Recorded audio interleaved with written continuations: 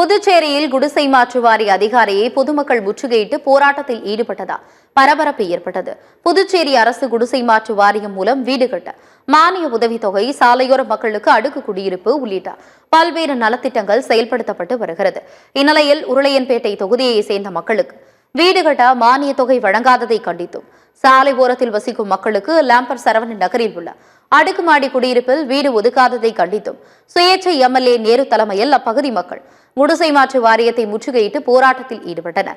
அப்போது எம்எல்ஏ நேரு அதிகாரியிடம் கடும் வாக்குவாதத்தில் ஈடுபட்டதால் பரபரப்பு ஏற்பட்டது. 40-50 ஆண்டு காலமாக அங்கே குடிசையில் வாழ்ந்து வரும் மக்களுக்கு வீடு கட்டித்தரப்படும் என்று பல ஆட்சியாளர்கள் வாக்குறுதி கொடுத்தோம். இன்று வரை அவர்களுக்கான வீடு ஒதுக்கும் பணியை செய்யவில்லை.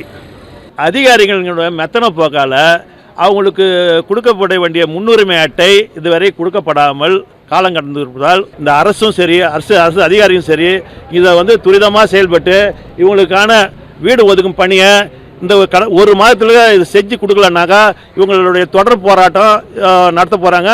அதுக்கு நானே தலைமையேற்று நாட்டுன்றதை இது மூலமாக தெரிவித்துக் கொள்கிறேன்.